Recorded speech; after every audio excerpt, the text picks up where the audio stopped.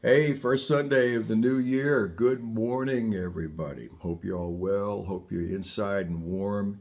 If you're in parts of the country that get real winter, unlike us here in the Banana Belt, otherwise known as Southern California, I want to talk to you today and give you some, really concrete things that you can do that will help you to improvise without having to learn all of your scales. What? You're saying, what? I don't have to learn my scales in order to improvise? And I'm saying, no, no, you don't.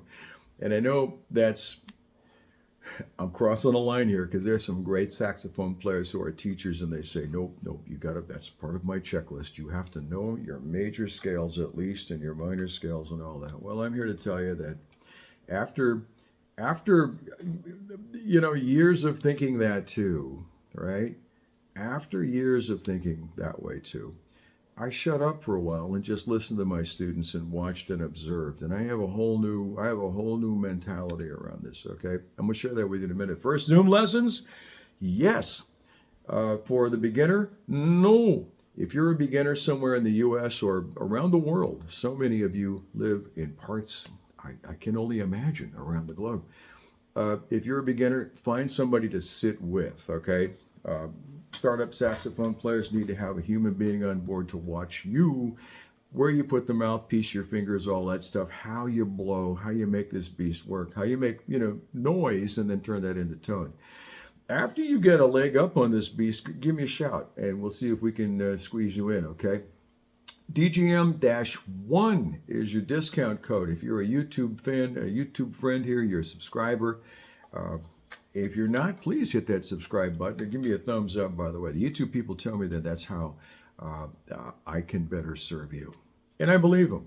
I'm just an absolute beginner at all this anyway. So that's it. DGM-1, davegoodsax@gmail.com for more information about how we can set up some Zoom lessons. They're at 1 hour each. And what happens first is a phone call. We set up a little phone time so I can listen to what you want to work on and determine if I can help you. Now, if I can't help you, I got to thank you and politely move on. But if I can, then I'll put together something so we don't have to waste your lesson time talking about what it is you want to do. I like to get right to it, and I don't like to waste your time or mine either. All right, so what we're going to talk about today is not wasting your time learning a bunch of scales because you think that's the way to improvise, all right? And I base this on my actual studio here. Hundreds and hundreds of hours of having taught youngsters and oldsters how to improvise, how to go from, in many cases, zero. School band, some people had, come back to the horn later. And I've got students that that are running their own bands now that went from zero to like having their own combos. That good. This is what I want to impart on you is that, and again, I know that it's almost heresy to say, now you have to learn new scales. No, you don't. But you don't. All right, you don't. What you do have to do, what you do have to have, is knowledge of your saxophone.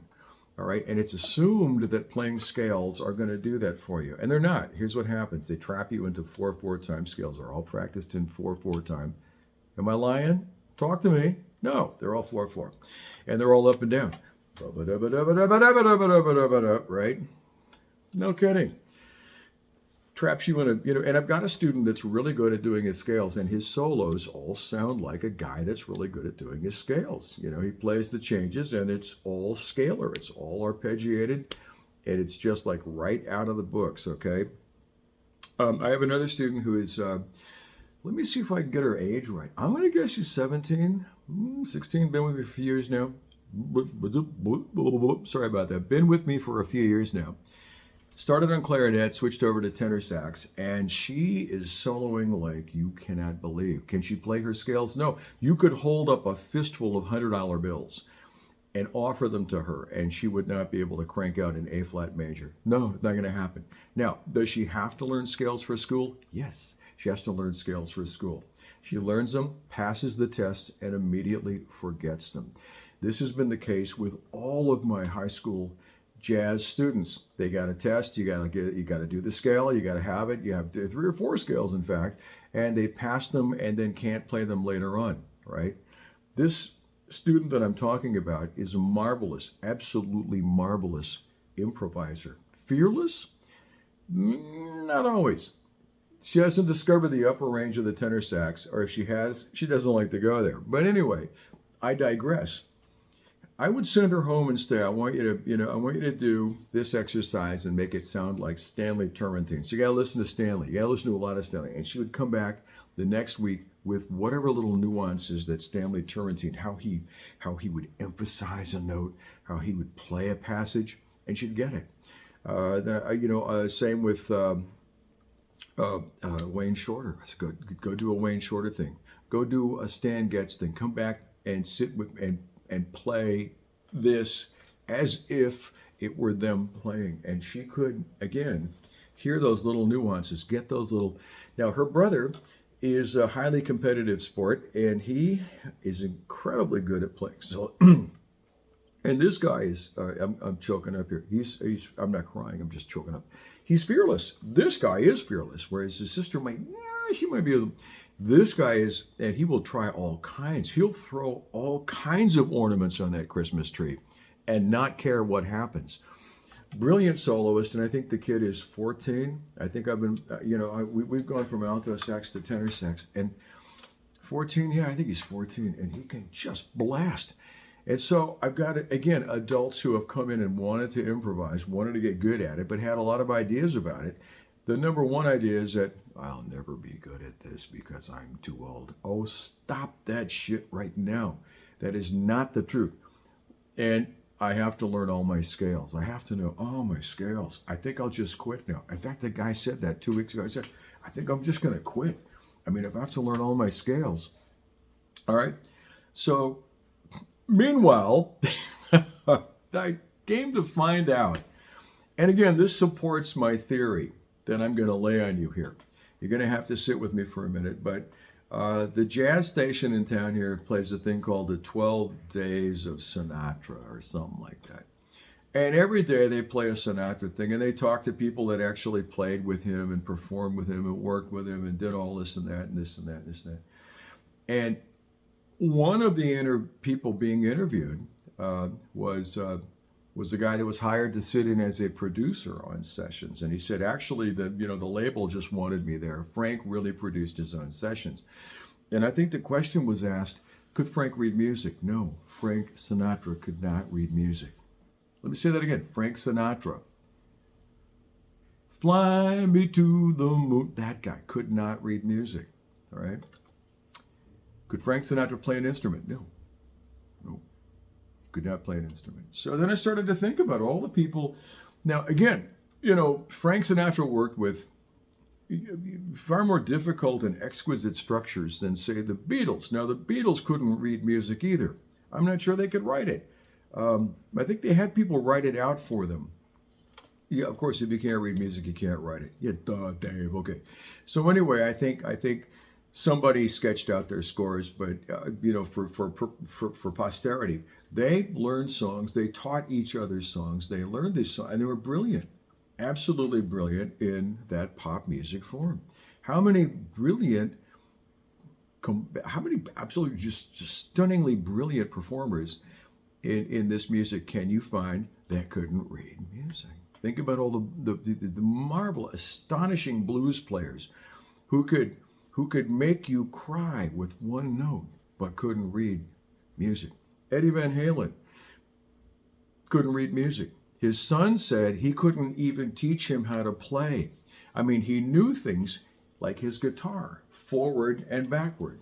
That's what you need more than anything. I'm not saying don't learn how to read music, and I'm not saying don't learn your scales. I am saying there is another way to get up and get there. Because we're going to learn scales, and we're going to learn how to read music, but we're going to do that later.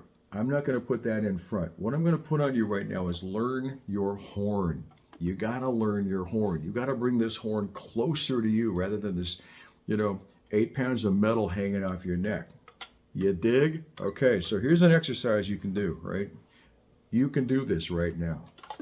I want you to sing, and then I want you to find those notes on the horn. Why sing? Because I said so. You can have somebody play piano, or you can have another instrument play notes, but it's not the same. It's not coming out of here. It's not coming out of you. I want it to come out of you. Why? Because when you sit down, eventually this is going to give you the power. You're going to know this horn. You're going to know that when you think of something in your head, exactly what keys to press to make those sounds. Thereby, when you're soloing, when you show up at the jam session in what, I don't know, 6 weeks, and you go in there to play Stormy Monday or whatever they have, you will be able to think of an idea that sounds like it's going to fit, and you'll be able to find it on the saxophone instead of playing an A minor scale, all right? And let's make it simple. Bop, bop, bop. See if I can find it. Took me a shot. Bop, bop, bop. Bop, no, bop, bop, bop, bop.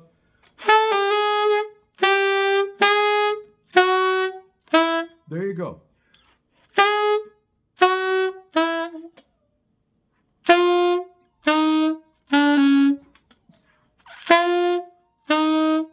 Backwards. Dum, dum, dum, dum, dum, dum. I'm doing this, I didn't pre-plan this, and I'm missing notes. And I wanted you to see, because this is something I do and should do more of, but I want you to see that it's not easy, okay? And I want you to see that it's kind of, gross and slightly embarrassing. This is not an exercise, however, that came from me. I didn't invent this, and most of what I pass on to you came from vastly superior. This came from the last living legend of bebop saxophone players. His name is Charles McPherson. He talked about Charles McPherson. He talks about, and he just lives in town here. He talks about singing something simple and finding it on your horn and doing that till you can actually create ideas, all right? All right, the second thing that you can do, the second thing that you can do is learn songs. It's that easy, all right? Learn songs. Now, when I say learn songs, what do you think I mean by that? Get out that real book and just pop through? No, I mean find something that that you really want to play and memorize it. All right, you got to memorize it. Now, you can start with a sheet, or you can start by listening. I don't care. You can transcribe it from an audio source, or you can read it off the page, but you got to memorize it. You got to have it. You got to memorize it. And the more songs that you can memorize and store up here, the better your options, that your soloing options are going to be. Okay, so yes, learn songs. That is so crucial. Learning songs is, in fact, I probably should have made that number one. Learning songs ought to be number one. And then the second thing that you want to do, right? The second thing that you want to do is to hum it and find it on your horn. And if you have trouble with that exercise, which you will, just do a note. Just do a single note like this. Ba. I realize it takes everybody about 4 tries. La. La.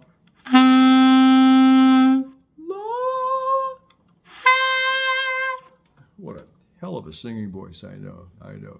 You wish you had one, don't you? All right, sing it, and if you can't do that, then play it and sing it. All right, let's reverse engineer it. La,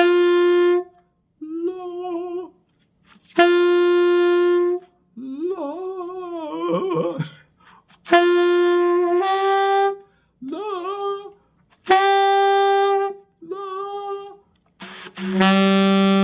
la. All right, you get the idea.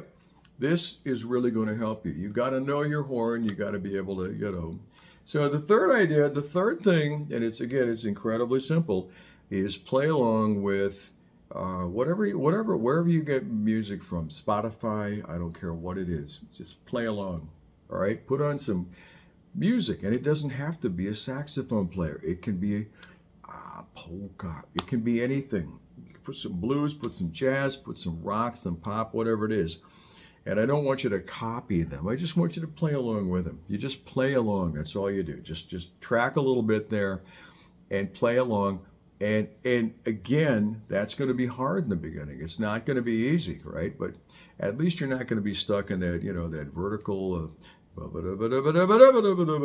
for trap that scale studies. Now, if scale studies are part of your classical or concert band work, they're appropriate. Okay, that's appropriate. But for pop music, funk, jazz, blues, gospel, anything like that, soul, no, you get no. We don't want to do that. Now, we'll go back and do them later. After you've been soloing and you've been having a real good time doing it, let's go back around, all right, and learn those scales. Let's do that. And you're going to find, by the way, as you get out and play that, some scales show up a lot more often than others. Some scales, in fact, don't ever show up at all. But you'll figure that out as you get out there and you play. But that's the key. That's it's just getting knowledge of your horn and spending time with it every day. Memorize songs, all right? And I'm going to get past the place where you're still kind of, reading them in your mind. Memorize songs. And when you get, 5 or 10, you want to keep those in your practice repertoire so you don't forget them, all right? Sing and find the notes on your horn or the reverse. And the third step is just put on a record, a song, I don't care what it is, and play along. Just get in the vibe, find the key. Don't look things up. Just try to find it with these two beautiful teachers you have here. Okay, see if you can find that. Find the tonal center, and just simply move about. In that music. You don't have to play like whoever it is. You don't have to cop licks. You don't have to write it down. You have to do anything. Just show up and play along. Okay, these are tried and true techniques that have worked for many of my students who are able to get up and blast away at solos and have fun and say things and make great music and enjoy playing their saxophones. If you have questions, obviously you will, reach out to me. Comments below, subscribe, hit the love button. It all helps me to help you with YouTube. But if you have comments, leave them. I'd love to hear back from you. And if you have any interest at all in taking this to the Zoom lesson level and having some private time with your old sax buddy here, reach out to me at davegoodssax@gmail.com and use DGM-1. All right? So here we go. First Sunday of the new year. What you going to do today? Well, you're going to play a little saxophone, take care of each other, do your best work, and I'll see you again in a week.